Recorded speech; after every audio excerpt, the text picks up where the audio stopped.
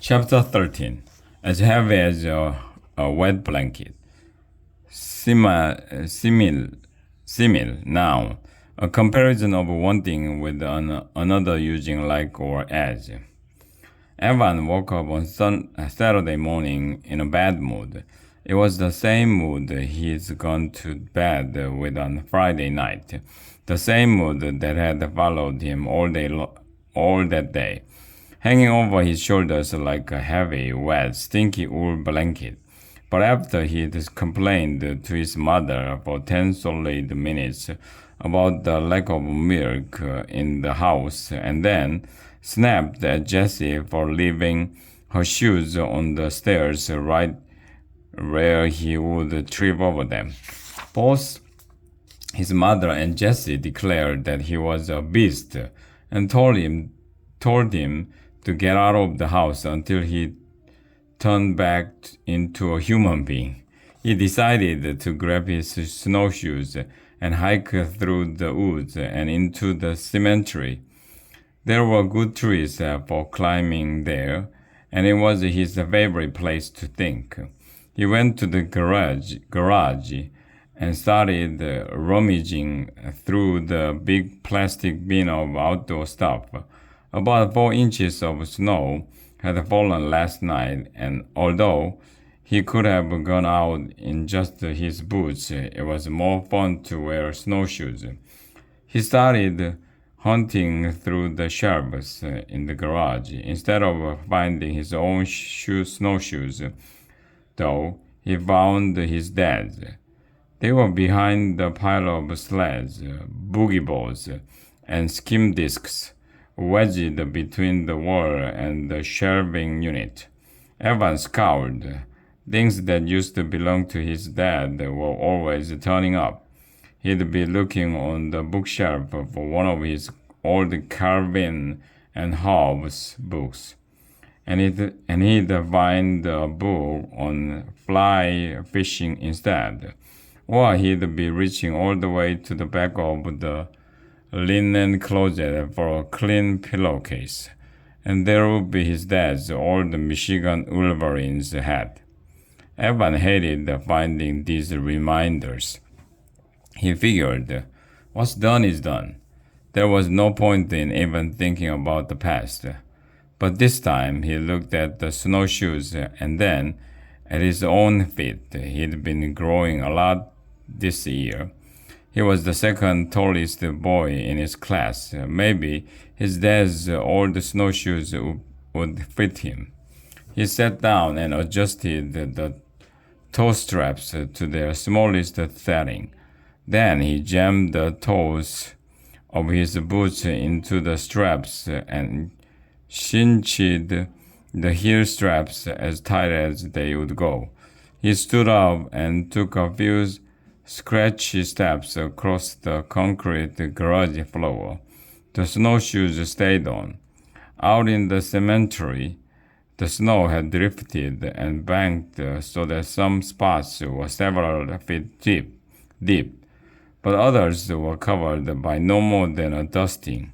Evan decided to circle the whole cemetery once, then do a double crisscross through the middle and end up at the Civil War Monument, which was made from 3 old cannons welded together. That way he'd be hot and sweaty, and sitting on the cold metal would feel good. When he finally dropped his snowshoes and started to haul himself to the top of the monument, he was glad he'd put on gloves. The cannons were freezing cold, and getting to the top was like shimmying up a giant black icicle. But Evan was good at climbing, and he made it to the top without too much slipping and sliding. Once he was there, though, that feeling of power that usually came over him, the one that made him want to shout, "I am the king of the world," didn't come. Instead, it was as if the heavy, wet blanket had followed him, and now it draped itself over his shoulders just as before. What was the point of getting out of the house if you couldn't ditch your bad mood? And then something even worse happened. Walking up the back path from the opposite end of the cemetery with her old half-blind dog came Megan Moriarty. She was the last person Evan wanted to see or be seen with, and he quickly looked around to check for anyone who might be watching them. But the cemetery was empty. Megan was nearly at the monument before she noticed Evan. She had her head down because of the wind, and her dog trailed behind her as if he was having trouble keeping up. When she caught sight of him, Megan stood up tall and waved enthusiastically, a big smile lighting up her face. Evan barely nodded, then looked the other way. He couldn't pretend that he hadn't seen her, but he sure as heck wasn't going to give her the idea that he cared she was there. "What are you doing up there?" Megan asked as she walked up to the base of the monument. "Nothing," said Evan. She shrugged to show that she wasn't going to get any more out of him. "I'll come up." Megan turned to her dog and said, "Sid, stay." Then she put one foot on the lowest cannon. There isn't room, and it's slippery. You'd probably get hurt." Megan stopped, took her foot down, then stared up at him. Evan was careful to look up in the distance, as if he'd forgotten that she was even there. The wind had picked up again, and it was really cold on top of the monument. Evan half wished he could climb down. For a split second, he imagined the two of them heading back to his house for hot chocolate. But he pushed that thought out of his head. Instead, he let the beastliness rise up in him again, and he said, "Dogs aren't allowed in the cemetery. It's a new rule." "Nobody ever told me that," said Megan. "We always walk him here." "Well, you've just been lucky.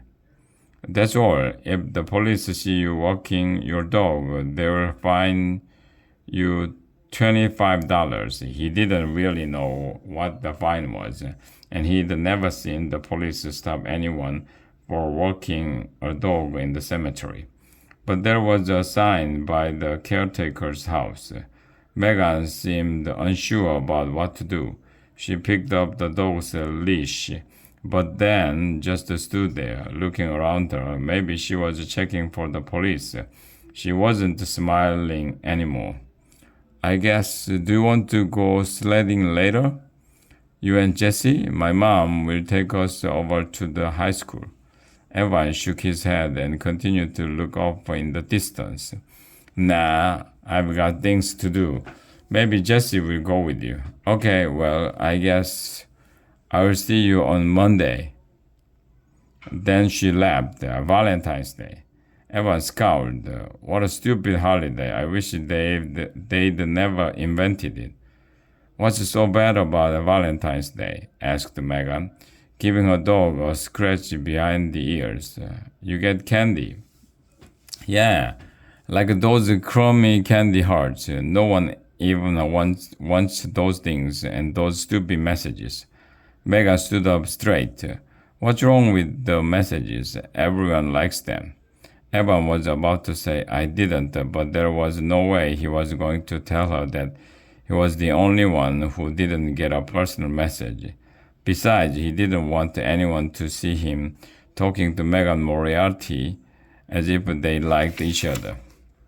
"Whatever. Hey, I gotta go." He slid down the cannon, and when he landed, he grabbed his snowshoes and kept going, bounding down the hill without even looking back. The sooner Megan figured out that he didn't want to talk to her, the better. Anything else was just too complicated.